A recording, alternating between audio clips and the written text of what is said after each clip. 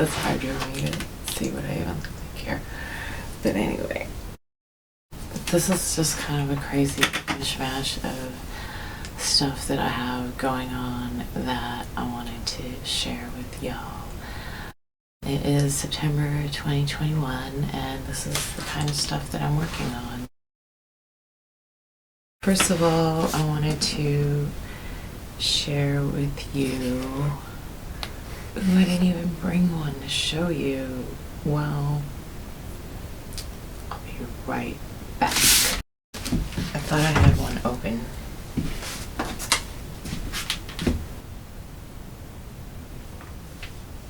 Camera rolling.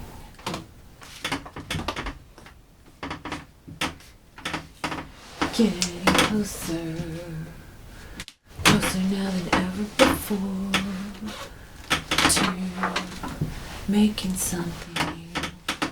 Okay, what should I announce first? This is like my September 2021 update, and I want to talk about Alchemist Xiao, but I also want to talk about Kung Flu and SF Invictus.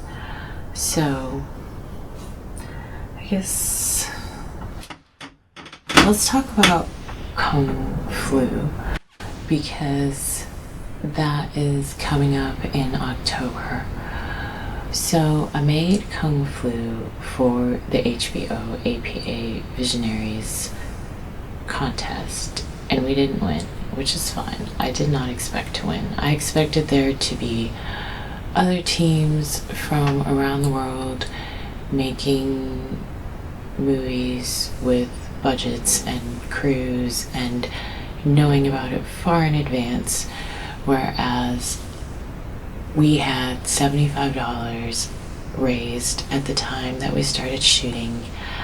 I heard about it 5 weeks before the deadline, and I gave myself 2 weeks for pre-production, 1 week to shoot the whole thing, and 2 weeks to edit, get the music, get the drone footage, do the titles and graphics and subtitles and opening credits and end credits and everything, and color and transitions, and and then like I covered up some logos of some transnational corporations, signage of their businesses in Chinatown that I found unsightly.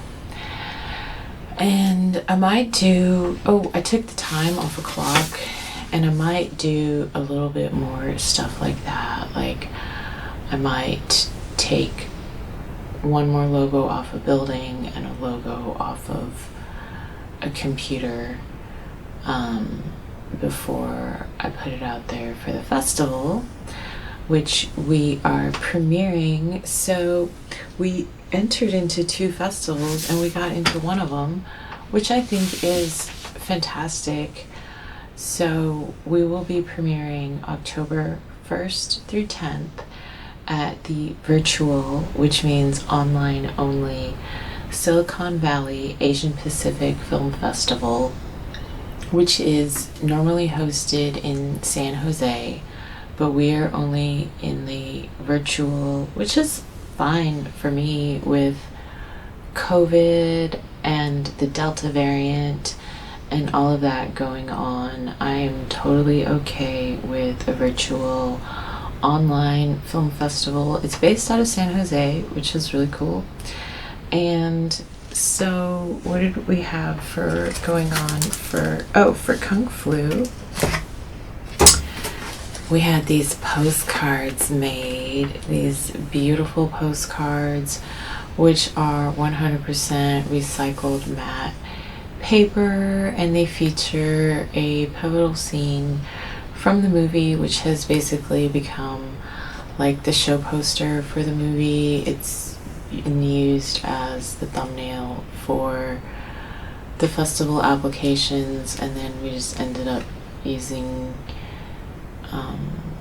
No, they picked a different picture. They asked for like stills and BTS and behind the scenes and other like promotional things, and so they picked I think one of the drone shots of Chinatown as the, and there's so many really cool movies in that lineup that I'm really excited about this Silicon Valley Asian Pacific Film Festival. I think it's svapfilmfest.org, svapfilmfest.org. And that is again October 1st through 10th.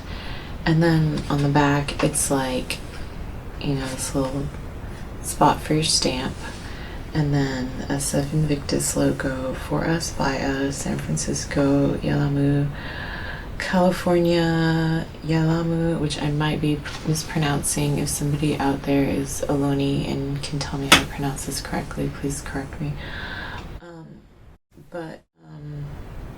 So before it was San Francisco, it was called Yerba Buena because it was, well, San Francisco is Spanish too, but it was colonized by Spanish, Mexicans, and before that it was Yelamu. But there's actually a bunch of different like villages around different, what are now neighborhoods of San Francisco, and then sfinvictus.net at sfinvictus. So if you want to follow us on Instagram or check us out on our website, follow our blog news feed, subscribe to our news feed on your RSS feed reader, you're more than welcome to do that.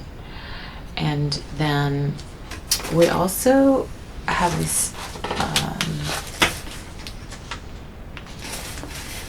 stickers, Kung Flu stickers. It's our beautiful holographic vinyl. They say Kung Flu, Yellow Peril Pushes Back, and the name of the movie was, oops. I'll try to get a better picture of that. It's like hard to, the lighting's not gorgeous right there when it's closer up, but yeah, so it's rainbow vinyl. It's like this graffiti style lettering on top, and then just like a normal serif font on the bottom. You see, when I get it close to the lens, the lighting is not awesome, but anyway, Kung Flu, Yellow Peril Pushes Back, and they're rainbow holographic vinyl.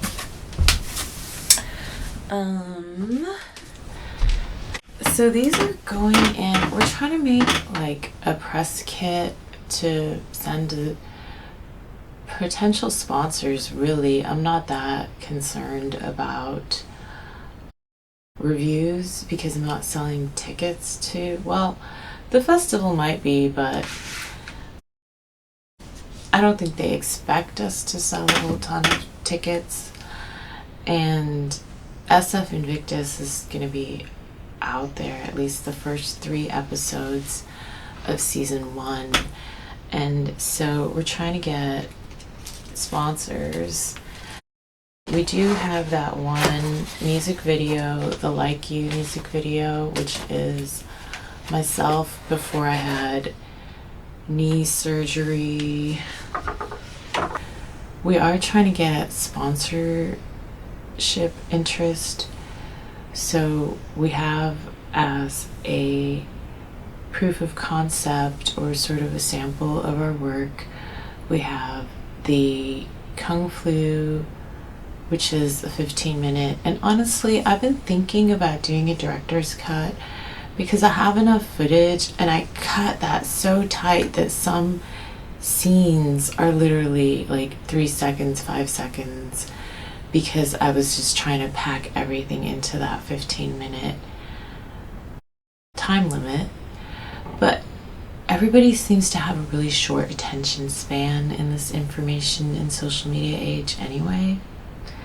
Well, I'm trying to do more than just send a cold email with a link that people aren't necessarily going to even open the email, look at the link, hit the link, watch the video. I feel like that's asking a lot of people who are busy and have never heard of this before and have never heard of me and don't know why they would be interested in a movie that only had $75 raised at the time that it was filmed. I spent more than that on costumes and props, mostly the Trumper gear. Like, I don't know, that was the one thing that I'm not friends with Trumpers. I'm not friends with neo-Nazis, white inferiority complexed supremacists. So, and those aren't like people that I want to spend time with. So all the people who played the Trumpers in Kung Flu are Northwestern European descended or passing. They're pale-skinned European American people who love Asian people, are deeply anti-racist. I think a few of them are vegetarian or vegan. None of them owned anything that was like remotely Trump or paraphernalia, swastikas, Gadsden flags, KKK. Like, none of them owned anything that was remotely like that. I had to buy, like, this was, mind you, this was before, well, one of our cast members is actually a pharmacist. And so she was, soon after we filmed this, she was giving, or maybe even before, yeah, but she was giving COVID vaccines. I think she might have actually been giving COVID vaccines already at the time that we filmed it, because we filmed it in March of 2021. And she was definitely fully vaccinated. Like, she had been fully vaccinated for a while, because she's not only an essential worker, but she's actually a pharmacist. That was the one scene that we had where the grandpa was with the granddaughter, and that was, we were able to do that because she was already fully vaccinated for being a pharmacist. I don't remember if he was, because I think he's an essential worker. I don't remember if he was vaccinated also, but she definitely was.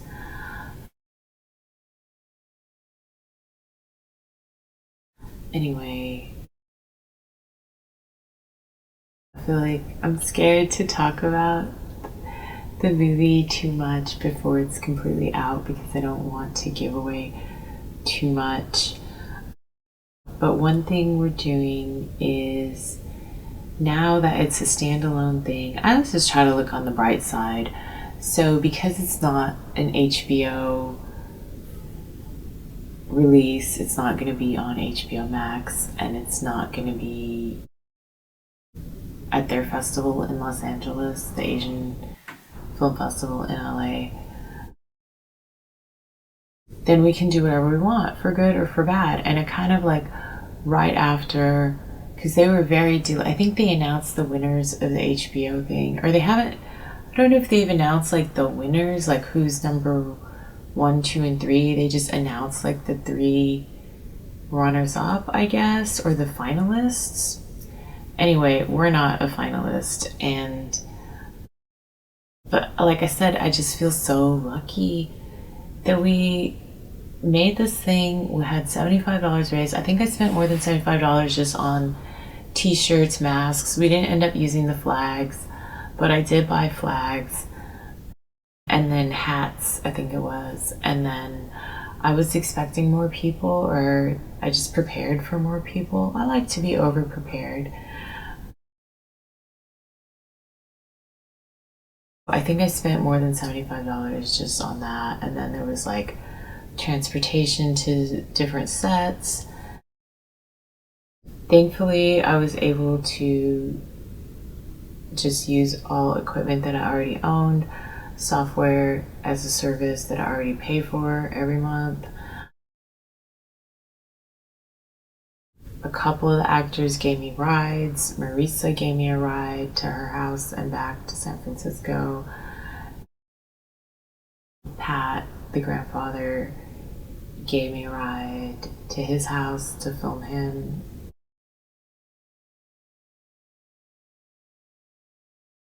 Amy paid for my car fare. She like split a car with me to drop me off at BART, I think. I don't remember. Maybe she drove me, got my ride all the way home. I don't remember, but I know that that I shared a car with Amy, and everybody was just super cool. I did mess up. I put a social media post where I wrote that I did all the non-drone camera work, which is not true, because all of the students and the Trumpers actually filmed themselves. So when you see those webcam meeting shots, like obviously, I don't know if that's obvious, but the Trumpers all filmed themselves, and I was actually on that Zoom call. I just had my camera off and was just watching and eavesdropping on them as my directing during COVID. And the other scene with where I'm teaching the art school students, that obviously, I don't know if that's obvious, but I don't know, it should be, that was filmed with their webcams, and they're all in their houses, and the shots of the students and of the Trumpers in their houses, those are all selfies.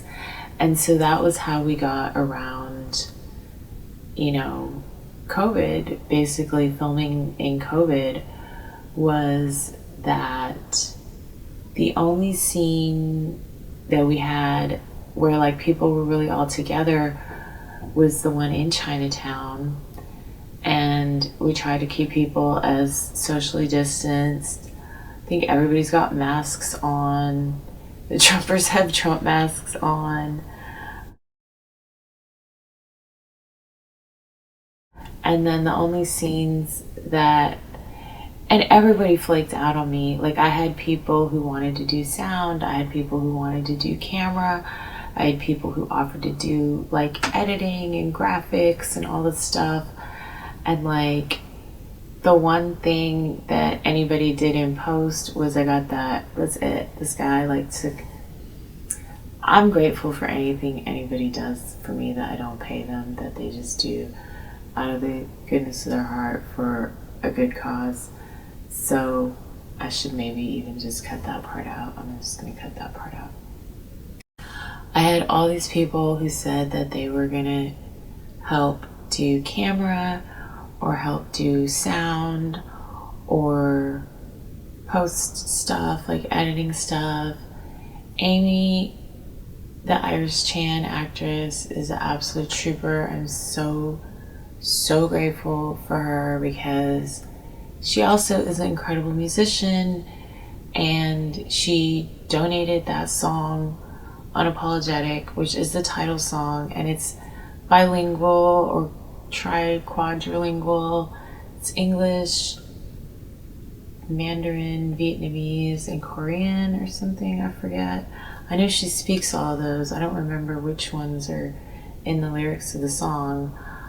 But then she also gave us the instrumental version. I was like, oh yeah. She's like, oh, I think I have a song. I told her I was just like going crazy, overwhelmed, trying to do everything as far as rewriting the script for people going in and out, and planning all the, the lighting and the camera and the audio. Battery exhausted.